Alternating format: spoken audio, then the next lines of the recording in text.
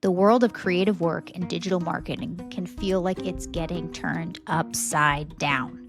But it's not all gloom and doom. So let's dive into the future of the field with a seasoned pro and a pretty cool guy, Jesse Vuona. You want people to value you more for like your strategic thinking and creative thinking versus just implementing stuff. I think that in order to make yourself invaluable for the client, you have to embed yourself a little bit deeper than just being a vendor. If you're able to be the brain versus being just like the pencil, it's going to be a lot more valuable.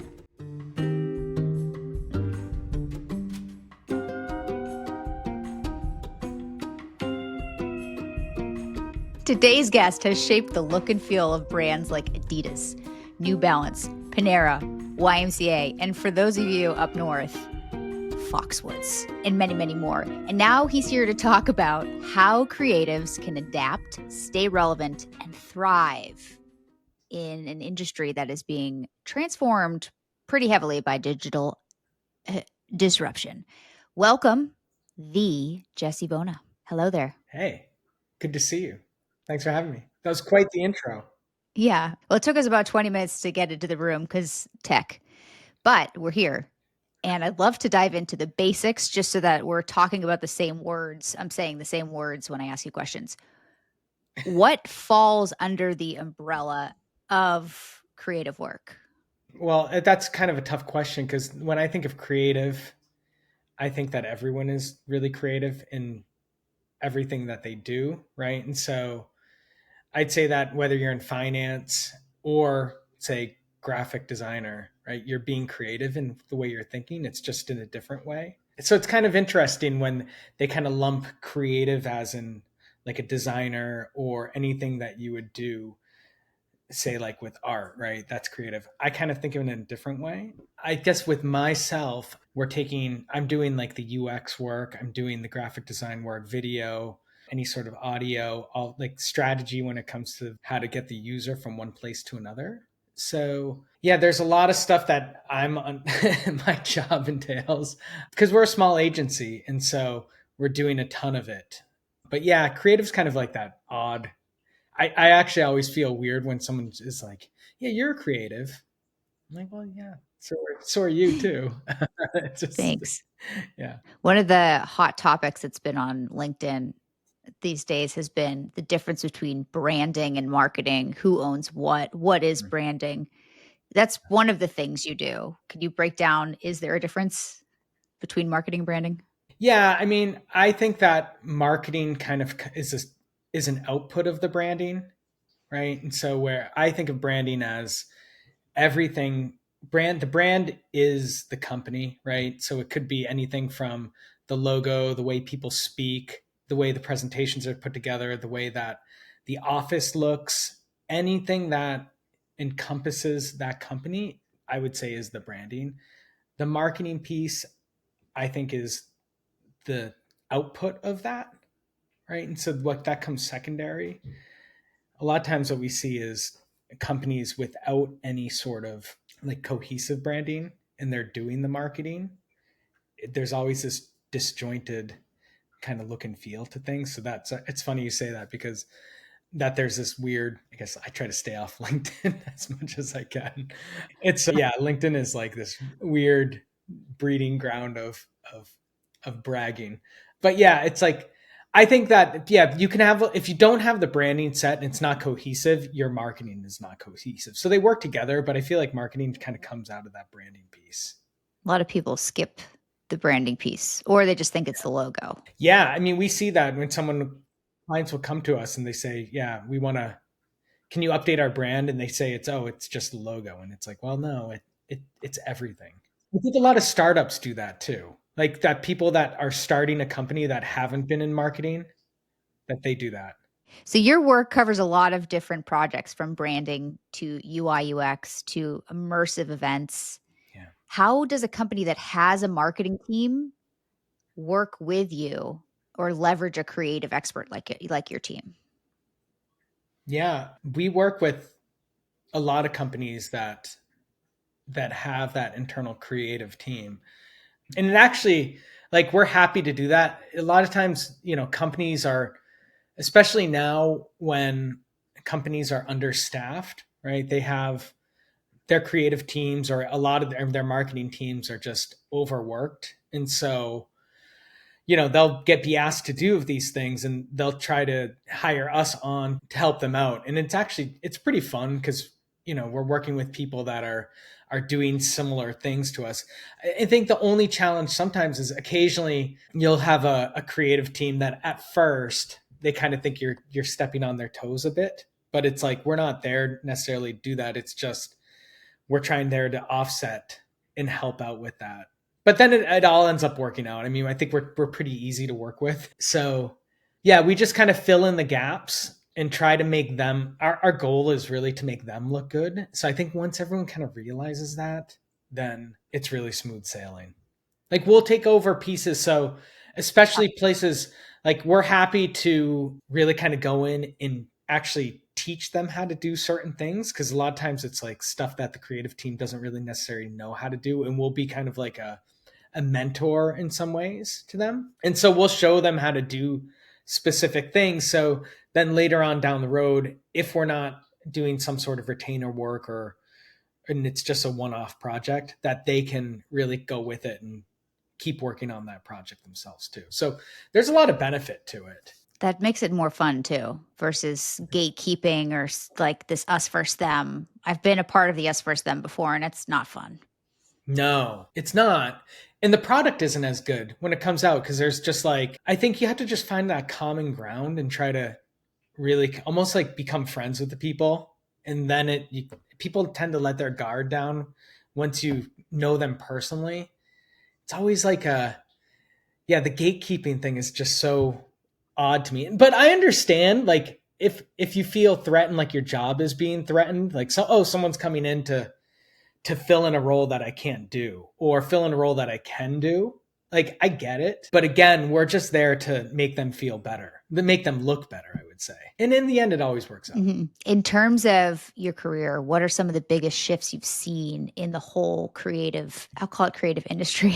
Yeah. Well, I think from like an agency standpoint, I found that since I've been in, from working in agencies to now, to having our own agency, I think there was like this silo of, there were traditional agencies, there were digital agencies, there were PRs, there were branding agencies, which is a bit of an overlap of the traditional ones. So they all were like thriving at the time. And it's funny, even in the traditional agencies, they'd have like a print group, and then they'd have a digital group, they'd have like a TV group, all of these things. But now I think in order to thrive, like in order to have a business that actually works, you have to be a full service agency, because I don't think clients necessarily want to pull in a different vendor for each things, which is good. I mean, so our agency, we started mostly as a digital agency, and now we are like a full service agency. And it's good because when we go in from the beginning of a project, or even from when a company is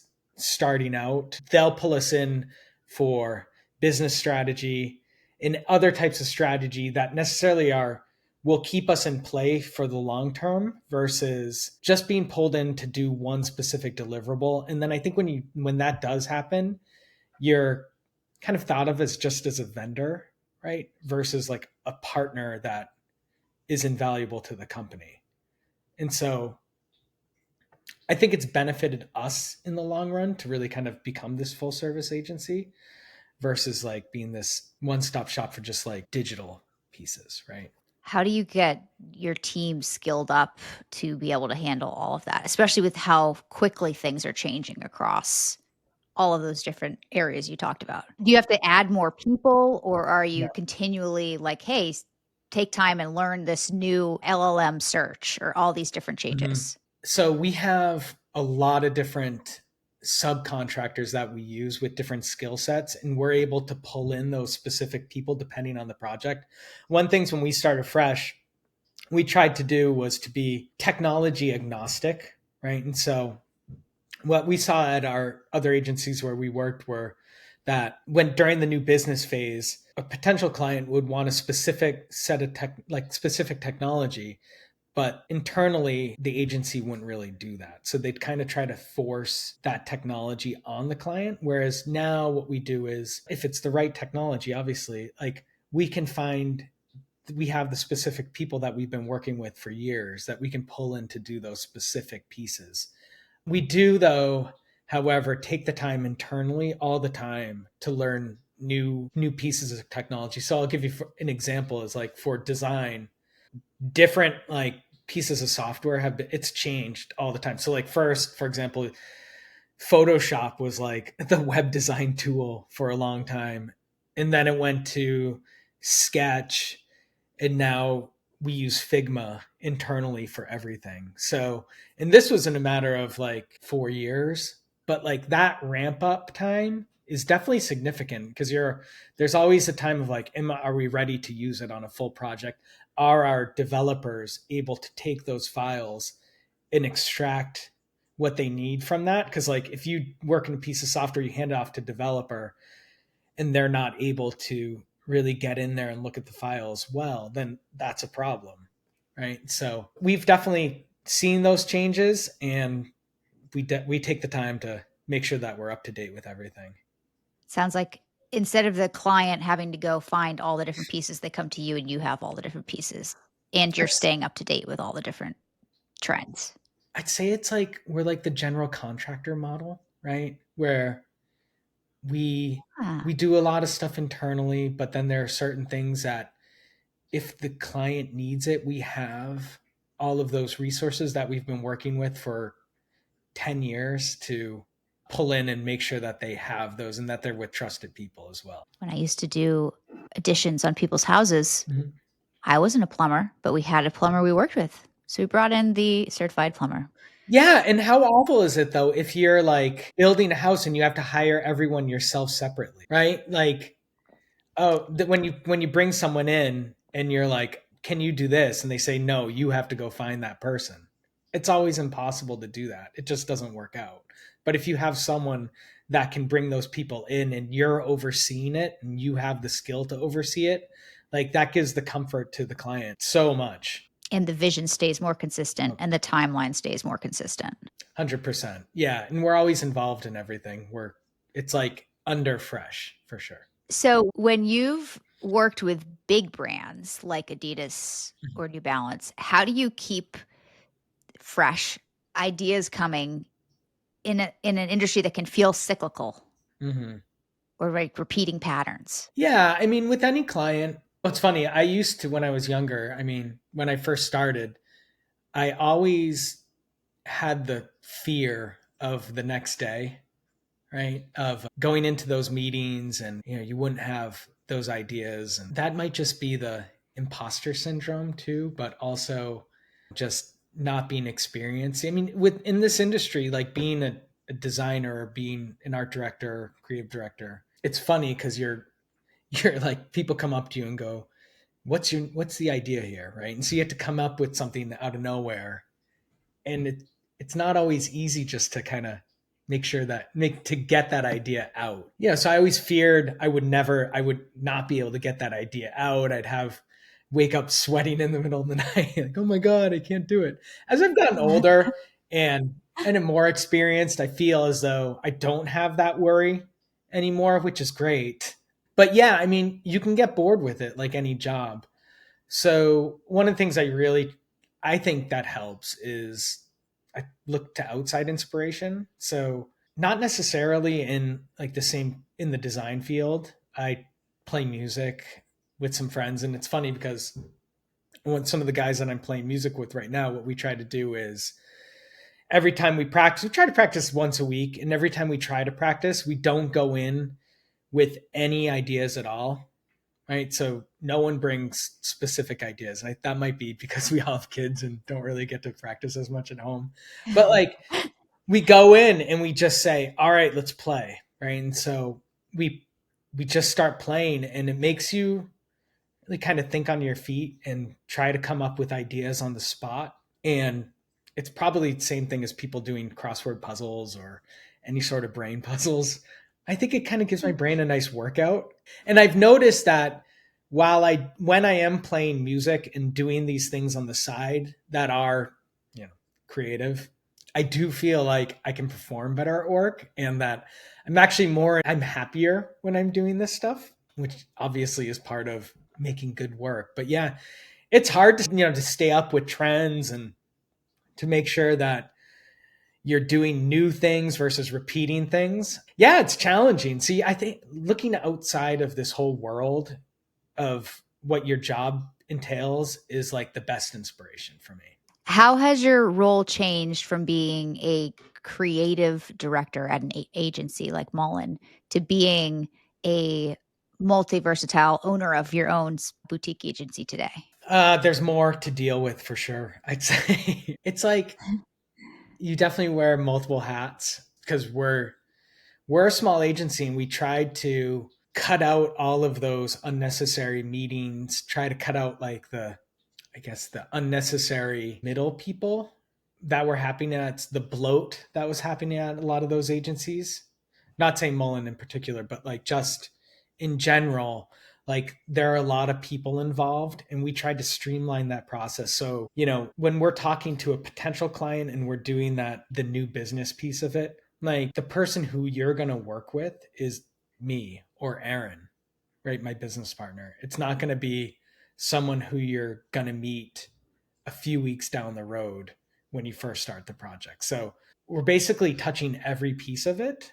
Whereas that didn't happen before. Like my role was really, all right, the new business is here. We just want a client, or you help pitch the client, but you're not necessarily selling the project. And from the new business side of things, like you'll help pitch and do that stuff, but you're not involved in everything from like the contracts to, finding those clients. We're involved in everything, billing, which is the worst, chasing down money, all of that stuff. So I think it's just like it's more stuff. Like you just wear a ton of hats. With AI tools now entering the creative process, how do you have to adapt to have them in your workflow? Well, to have them in my workflow, it's funny because, it's scary. It's like one of those things where like what's going to happen in 5 years, 10 years, I have no idea. But currently, it's funny because even if you're not trying to use it, it's in all of the software anyways, right? So it's being built into it no matter what. I find that myself, it saves me time, right? For like little stupid things that shouldn't be spending time on.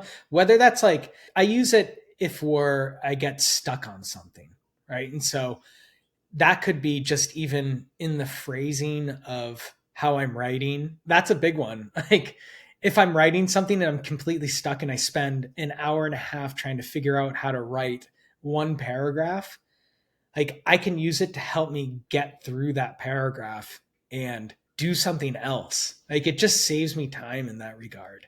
I find that in a lot of the creative like suite software, the Adobe Creative Suite, when you're trying to do certain pieces of editing, something that would have taken 5 hours to do before manually now takes like, 30 seconds to do because you can just press a button and it will like remove things or smooth things out or do all of that stuff. And sometimes it's not great but it does work. And it's crazy how much time it has saved me from just doing little tasks.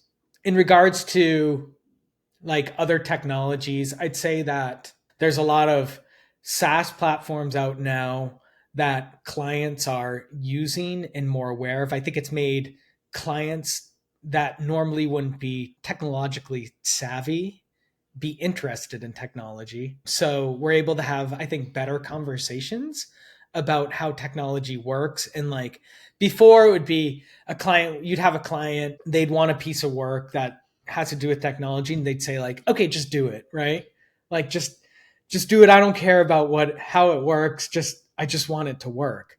Now I think they're more curious about how these things work, and you can have like a deeper conversations. And I've noticed from a client relation standpoint that when your client is more invested in like how it works and why it works, I think you can have those deeper conversations and really become closer with the client. I mean, like I said before, it's like we're in the service industry. And if you can have a relationship on like a friendship level, on a level that where you can actually like talk to people not just about deliverables but about other things and how things are working, like that's a lasting relationship. So I think it's benefited us in a lot of ways. Who knows what happens down the road though? I mean, we've all seen Terminator, so I don't know how AI is gonna what's gonna happen. So I'm throwing a lot at you that I'm seeing on the cesspool that is my hangout of LinkedIn, but Yeah. I'm in this vortex of marketers and creatives that are like doom and gloom. What is going on? Everyone's just firing their marketing team and they think they can do everything with Canva and ChatGPT. Mhm. What have you seen there for companies that have done it and just tried to gut their marketing department? So I haven't necessarily seen like teams being gutted because of AI yet. I've seen teams being gutted because they're trying to put out products that are kind of mediocre and that are easier to do quicker. So I guess that is from the technology. I don't know. Maybe I'm contradicting myself a bit here because it's like the technology in AI is able to help like put out the product. But I think we're being called in because they figure out that that product isn't necessarily good when they put it out. If that makes sense. And then maybe they'll rehire. I don't know. I haven't like I've all of our clients haven't fired their creative teams because of it. We haven't seen that. I could see it happening though in the future, which yeah, that's not good. I could see it happening if the people that are left are just using AI and aren't bringing their spark to their work. And they're just like, oh, yeah, I'll let AI do it for me. Yeah, I mean, it's funny because if you're like, I could see that happening. Did you? I don't know if you heard about. There was a guy that he got fired from his job because for a full year he was outsourcing all of his work, I think, to India, and so he would just go into work and like play snood or something like that at the time, and he would just have them do all of his work. He was like a developer, and then he'd just take it in and hand it off. So yeah, I mean, I think at the moment it's not good enough to really like do everything, but the time will come when it is. And you have to be able to know how to use it too. I think that's a challenging piece. So there are pieces of software out that are using AI to build websites, for example, right? Or apps. But what we found, and I've had a lot of conversations with our developers also, is like it can get you to a certain point, but then you have to understand how to be able to do certain things. Like you'll be getting a ton of errors, you're getting things that aren't necessarily working, and how do you fix that? And you have to know how to command it too. So yeah, it's a weird thing when it comes down to the future because it's just going to get better and better, right? I don't know if I have the answer quite yet. I mean, I my don't know job. if any of us had the full answer. Yeah. In your view, what does the future of the creative industry look like in 5 to 10 years? Ooh, I think it's more strategy based because a lot of the deliverables are going to be easier to deliver because of technology, right? And so I think that in order to make yourself invaluable for the client, like I was talking about before, you have to kind of embed yourself a little bit deeper than just being a vendor. So if you're only doing one specific thing, like who knows if people are going to be how websites are going to work in 5 years? Who knows how apps are going to work in 5 years? I think if you're able to be the brain, right, and be the versus being just like the pencil, it's going to be a lot more valuable. So I always try, it's funny because with our interns that we've had in the past, I always try to tell them like to get into the art direction piece of things and the creative direction piece of things versus being a designer because you want people to value you more for like your strategic thinking and creative thinking versus just implementing stuff. It's weird because you don't know like what type of wearables are going to be happening, how people are going to be digesting content. Like, is the phone going to be in 5 years? Like, how is this going to change? How's the computer going to change? I think no matter what, they're still going to need people to be on the cutting edge of understanding how that technology works. I would say with AI, I mean, it's going to keep getting better and better. So it's probably going to teach itself how to do a lot of that stuff too, which, we'll see where we fit in at that point. I'm not sure. Yeah. It's like this could be very gloom and doomy, or it could be like the coolest thing ever. Who knows? Just smile for now. Yeah, right. The only comforting thing about it is that like we're kind of in this together. Like it's going to be affecting everyone. It's not just going to be affecting developers or creative designers or when you think about it, it's like how does this even affect, which I'm not saying is a good thing, but like I think it brings a little comfort in there. But how is it going to affect finance people? How is it going to affect account management? How is it going to affect things like what we're doing now, right? Where so for example, voiceover talent, even music talent, like all of that stuff can just be generated now. So all of these in actors, animators, like all of this stuff can be generated and it's just going to get better and better. So it's really scary, but yeah, you just have to laugh at it, I think, at this point, until we're on the beach just having fun with universal income. Chilling on the beach, listening to our AI music through our Oh God. wearable sunscreen. Did you hear about that AI band? So The country band? yeah, it's like they're supposed to be like a band that was from the 60s and there was like a long lost album and then someone found it and released it onto the internet and to Spotify, but didn't tell anyone it was AI and like people were freaking out, loving it. I can't remember the name of the band. They were loving it. I mean, it sounds like Neil Young or like some of those other bands from the 70s and 60s and then they let it out that it was AI and it was like top of the charts. It's crazy. And the sad part is It feels I just don't like being duped. yeah. You did mention at the very beginning when you were talking through what branding is and what marketing is. There were things in there that I was like, shit, yeah, the way your office looks, the people talk, the internal, like company culture can be impacted by a creative firm helping you shape what you want it to be. So there are some cool opportunities. I'm just like, whoa, where you could collaborate and be that strategic arm, even with the robots coming to take the regular work. Yeah. Well, it's funny because even if you look at like sports teams, for example, culture wise, I think like that's all part of the brand. I'm going to pick on like the Patriots, right? Because we're from this area. Right now, for example, they have a coach that like everything down to like how they speak, how everything works internally, like that's all part of the brand. And so if you have like someone will say like, "Oh, the brand is how it looks." Like, no, it's not just how it looks. It's how it functions. And if it's not consistent from that beginning piece to the end piece, there's miscommunication, right? And so I think that's always the culture is a huge piece. And if you preach like, "Oh, our brand is this," right? But then your culture is completely different. People aren't dumb, right? They get it. They're going to see right through that. And that's when you get just like a dysfunctional family. Not in a fun way. Not in a fun way, no. But you see it all the time. Yeah. You mentioned you're also a musician and you've toured internationally. You have any fun projects coming up? For music? Mm-hmm. Yeah, nothing like I used to. Like it's not my job anymore. Now it's just three dads playing in a studio. My friend has a recording studio, so we're just three dads playing in a recording studio.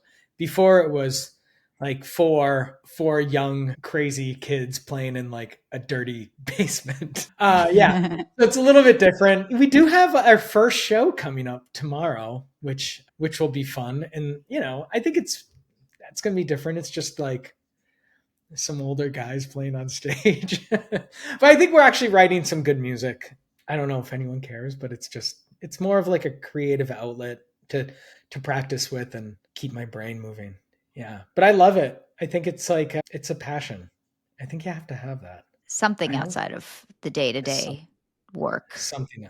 Yeah. I've been doing more photography lately, which is great. I mean, I initially used to do a ton of photography, been doing that, which is I really enjoy. Kind of coming back. I think it's more of like as my daughter, as you know, Marigold is getting older, we're able to like go out and explore and put a camera in her hands and like let her do some stuff so we can all kind of go out and have fun together doing that certain thing. So I think maybe as she's getting older, like some more opportunities are opening up for us all to kind of like get back into things we used to do before we had kids and enjoy it. And she's starting to enjoy it too. So yeah. She's adorable. Well, we'll post a link to the band and to Fresh and everything in the description so people can find you. If they Oh, find cool. you on LinkedIn, they'll know. Just don't bother. He doesn't go there. But My partner Aaron is really good on LinkedIn, and we're always talking about how I need to do more LinkedIn stuff, but I just find it to be it's so self-absorbed. Can't handle it. we did have an episode come out this week that was a lady telling you how to curate your feed so that it sucks less. So just how to get all of the people that suck out and just have like, I'm really interested in this guy that does this and this gal that, and Yeah. that's all that's most of what you'll see. Ooh, I need Then to it's do more that. fun. Yeah.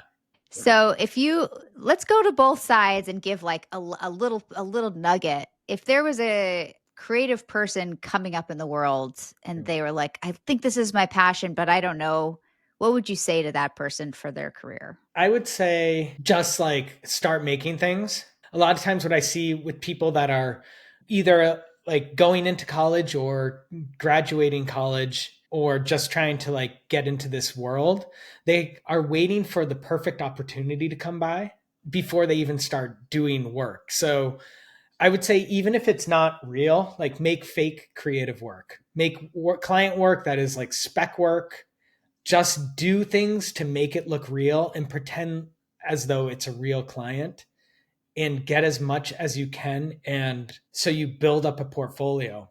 Like I said, there's so many people that they're looking for work, but they don't have any sort of portfolio, right? So it's kind of tough to know what they can necessarily do. So just do it on your own. All of these jobs at agencies are really competitive. I mean, they're getting hundreds of applications for one, even like internship or junior designer job. So they don't care if it's real at that point. You can tell them it's not real, but like they want to see how competent you are. Take your favorite client, do spec work on it, and put it up on your portfolio. I've heard so many people that are young saying they can't, why aren't I finding jobs? Like, why can't I applied all these places and I can't get it. And then I look at their portfolio and I look at their resumes. I'm like, well, there's nothing there.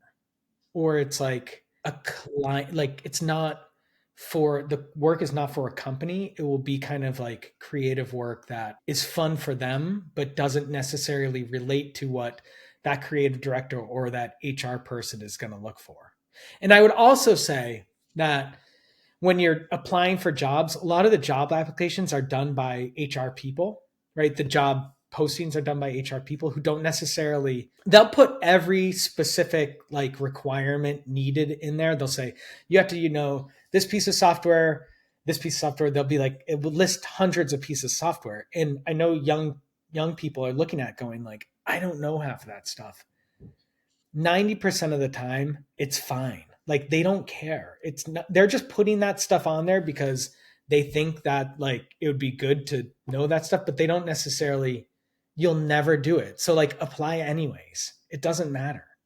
Or like what I did when I was younger, I just went on and did tutorials. I mean, that's the thing is like YouTube is so great now. Like just go on, do some tutorials in like one day and learn the piece of software. I have so many people that I'm like, oh, do you know this piece of software? Do you know this one? Like, have you ever worked in there? Like, no, I don't know. And then they don't end up ever learning it. It's like, well, just like go online and learn it easily. It's really easy. So yeah, I guess that would just be, to sum it up, would be to be aggressive and like self-sufficient and learn this stuff on your own and then apply. And then what would you say to a business who's looking for creative inspiration or where to take their creatives in the next year? I would say don't try to make things perfect. That's always the hardest thing, even internally for us. So for example, like doing anything internally, like work wise, is always so challenging because you're your own worst client. Plus client work always comes first. So updating that stuff is really tough. But if I could even give myself that advice, which it's hard for me to take that advice, is yeah, like get little things out when you can. Don't No one cares if it's perfect. No one's going to notice that stuff except for you. So take small little steps. Don't have analysis paralysis, or you're just going to never do it. This is great advice for both sides. I learned stuff. I know All that right. folks listening will have as well. So appreciate you. I hope so. Thank you. Yeah, thanks for having me.